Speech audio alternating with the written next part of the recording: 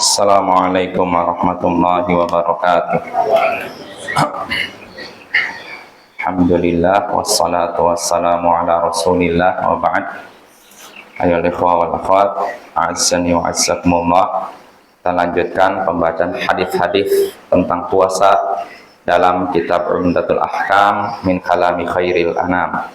Berkata Imam Abdul Ghani Al-Maqdisi rahimahullah, wa an Safiyyata binti Huyai radhiyallahu anha qalat kana Rasulullah sallallahu alaihi wasallam mu'takifan fil masjid fataituhu azuruhu lailan fahaddathtu thumma qumtu li anqalib faqama ma'i liyaqlibani wa kana maskanuha fi dari Usama bin Zaid famara rajulani minal ansar falamma ra'aya Rasulullah sallallahu alaihi wasallam asra'a fil masyi faqala ala rislikuma inna Safiyyatu bintu Huyai faqala subhanallah ya Rasulullah faqala inna syaitan yajri min ibni adam majrad dam wa inni khiftu an yaqdhifa fi qulubikuma syarran aw qala syai'a.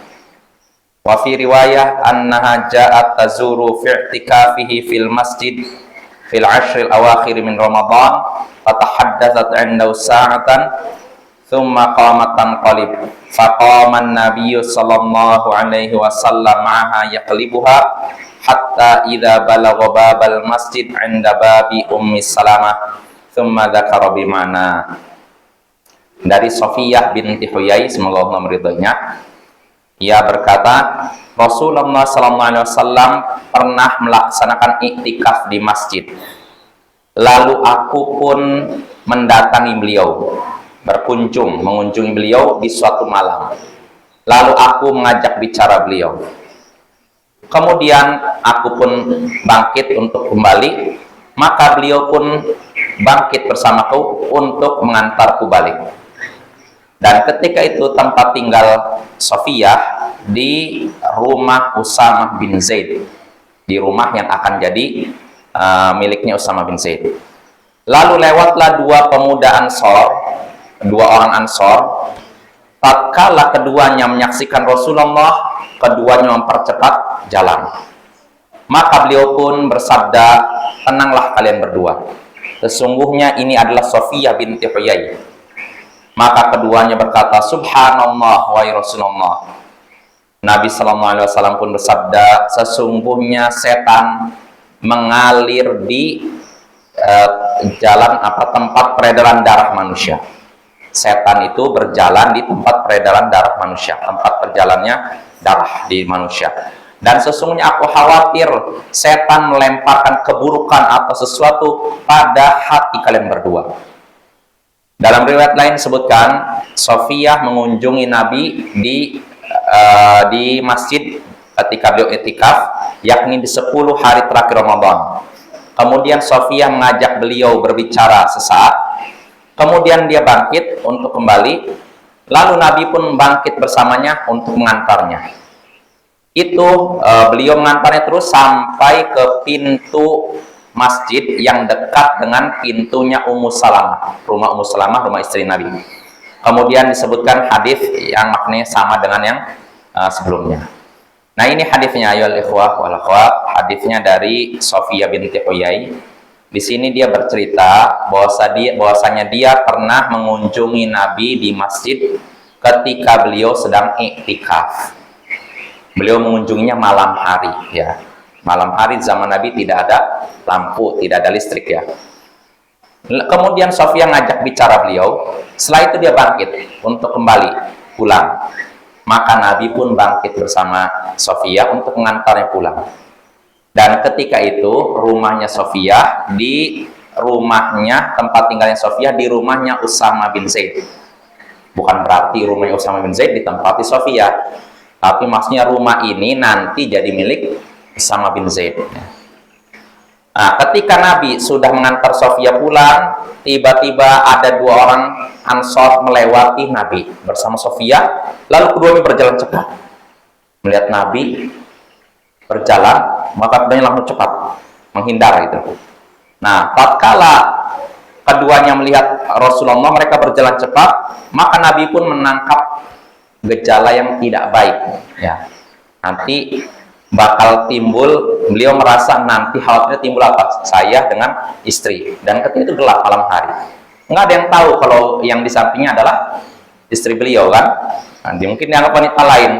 Maka beliau pun berkata kepada keduanya, tenanglah kalian berdua. Sesungguhnya dia adalah Sofiyah bintu Huyai. Artinya istri aku gitu loh. Maka keduanya berkata, Subhanallah ya Rasulullah. Artinya keduanya tidak berprasangka buruk, cuma kaget aja. Kok beliau bisa seperti itu? Menduga kami berprasangka buruk gitu loh. Maha suci Allah wahai Rasulullah. Maka di sini beliau pun tidak menyatakan mereka berdua berprasangka buruk pada beliau, tapi beliau berkata setan itu mengalir di tempat peredaran darah manusia, dan aku khawatir setan memasukkan apa keburukan kepada hati kalian berdua. Artinya beliau khawatir dua sahabat ini muncul apa?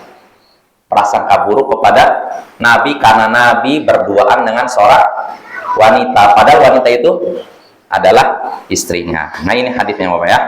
Insya Allah maknanya jelas. Nah dari hadis ini kita bisa mengambil beberapa pelajaran, banyak pelajaran ya.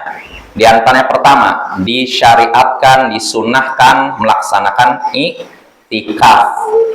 Ya, iktikaf di masjid, terutama di 10 malam terakhir atau di 10 hari terakhir bulan Ramadan ya. Sebagaimana yang dipraktikkan Nabi di sini. Lalu faedah kedua juga yang bisa kita petik dari hadis ini, iktikaf hanya bisa dilaksanakan di masjid ya, tidak bisa di rumah ya. Itu faedah kedua. Lalu faedah ketiga yang bisa kita petik dari hadis ini, bolehnya wanita keluar di malam hari jika aman dan ada kebutuhan. Jika aman dan ada kebutuhan. Contohnya di sini praktekan siapa? Sofiyah, istri Nabi. Dia keluar malam hari, bayangkan. Ini boleh dengan syarat aman. Terus ada kebutuhan. Maka kalau misalkan keadaan di malam hari tidak aman, nggak boleh wanita keluar. Atau wanita keluar kondisinya aman, tapi nggak ada kebutuhan. Ini pun tidak diperbolehkan. Karena asalnya wanita itu di rumah, tempatnya di rumah. Tidak boleh keluar kecuali kalau ada kebutuhan. Nah, ini. Itu faedah ketiga ya. Lalu faedah berikutnya yang bisa kita petik dari hadis ini juga. Orang yang iktikaf boleh melakukan pembicaraan yang ringan. Seperti di sini Nabi bersama istrinya ngobrol. Tapi ngobrolnya tidak panjang lebar. Tidak membahas utara sampai selatan, barat ke timur. Membahas ada gempa bumi di sini, ada sini. Akhirnya isi iktikaf pembahasannya tentang berita dunia atau berita politik. Nah, ini bisa mengurangi pahala iktikaf. Adapun pembicaraan ringan, terutama pembicaraan yang sifatnya untuk sesama dengan keluarga, dengan teman, sifatnya ramah tamah, maka ini diperbolehkan kalau memang secukupnya. Lalu faedah berikutnya yang bisa kita petik dari hadis ini juga, kasih sayang Nabi kepada istrinya. Sebab ketika istri beliau mengunjungi beliau, beliau menyambutnya dan mengajak bicara dengannya. Tidak diusir, terus selesai iktikaf. Nggak, Nabi tetap menerima, ngajak ngobrol walaupun sebentar. Lalu faedah berikutnya yang bisa kita petik dari hadis ini juga, hendaknya seseorang menghilangkan kesalahpahaman yang muncul dari orang lain terhadap dirinya. Hendaknya seseorang menghilangkan kesalahpahaman yang muncul dari orang lain terhadap dirinya. Ya contohnya di sini Nabi ketika beliau berdua bersama istrinya lewat doa Ansor langsung berjalan cepat. Nah ini ketika Nabi berduaan di malam hari bisa saja muncul prasangka beliau bersama wanita lain, maka beliau tutup pintu itu dengan menyatakan ini istri saya Sofiyah. Maka bapak-bapak kalau memang ada orang yang menduga prasangka buruk pada kita gara-gara perbuatan kita walaupun kita nggak bersalah, maka hendaknya disebutkan, ini bersama istri saya. Saya tadi datang ke rumah situ bukan untuk melakukan kejahatan, tapi saya kebetulan ada ini. Jelaskan ya. Jadi jangan diam saja. Lalu faedah berikutnya yang bisa kita petik dari hadis ini juga, bolehnya mengucapkan kata subhanallah ketika melihat sesuatu yang mengherankan. Contohnya tadi, dua sahabat tadi, ketika Nabi menyatakan, tenanglah kalian berdua, ini istri saya Sofia. Keduanya mengucapkan apa? Subhanallah. Jadi subhanallah itu untuk sesuatu yang mengherankan, menakutkan, mencemaskan. Tapi kalau untuk yang mengagumkan, mengucapkannya apa? Masya Allah. Ya, tapi di masyarakat kita dibalik ya. Yang Masya Allah untuk yang menakutkan, subhanallah untuk yang mengagumkan. Ini harus diluruskan ya. Lalu faedah berikutnya yang bisa kita petik dari hadis ini juga, hendaknya seorang waspada dari gangguan setan, karena setan bisa memasuki manusia dan berjalan di tempat peredaran darah kita ya. Lalu terakhir, faedah terakhir yang bisa kita petik dari hadis ini menunjukkan kasih sayang Nabi kepada umatnya, sebab beliau memberitahukan kepada sahabatnya bahwa wanita yang bersama beliau adalah istri beliau, supaya apa? Orang tidak berprasangka buruk. Karena kalau berprasangka buruk kepada muslim yang soleh, boleh tidak?